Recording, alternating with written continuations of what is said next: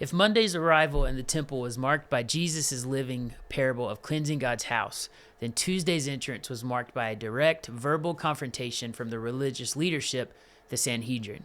They demanded to know who gave Jesus the right to behave as he had in their temple. This entire confrontation was an attempt to put Jesus in his place by forcing him to yield to the Sanhedrin's authority. But you see, when they tried, they failed. Jesus asked smarter questions and gave clearer answers than they did.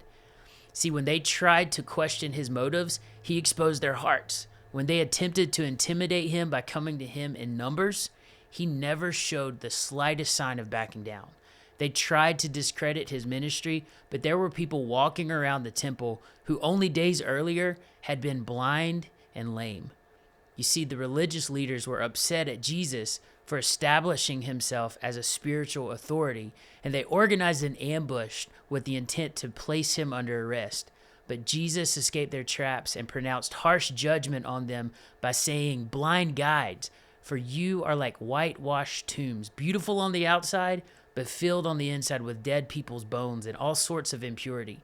Outwardly, you look like righteous people, but inwardly, your hearts are filled with hypocrisy and lawlessness." He called them snakes. He said, "Sons of vipers, how will you escape the judgment of hell?" And we may read that and say, "Yeah, get him, Jesus." But here's the thing. We've all been guilty of acting just like that, of saying or claiming one thing and acting and living another. But here Jesus is saying, look, that sounds good and that looks good, but that doesn't matter. What's on the outside, that doesn't matter. What matters is on the inside. And the same is true for us. He knows what's really inside and how sincere we are about our worship of him and our relationship with him.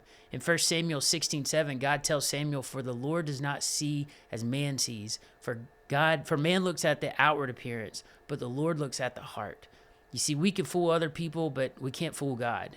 We can dress up in our Sunday best and say the right things and play the right part, and we may look good on the outside, but he sees the real us on the inside. Man, talk about a mic drop.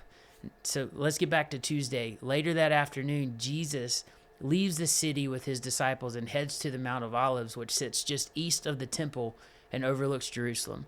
And here is where Jesus gives an elaborate prophecy about the destruction of Jerusalem and the end of the age. He speaks as usual in parables or stories using symbolic language about the end time events, including a second coming and the final judgment. And scripture indicates that this Tuesday was also the day that Judas would go and negotiate with the Sanhedrin, the court of ancient Israel, to betray Jesus, which you're going to hear more about tomorrow. But after a tiring day of confrontations and teachings and warnings about the future, once again, Jesus and his disciples returned to Bethany to stay the night, to rest up for the days ahead.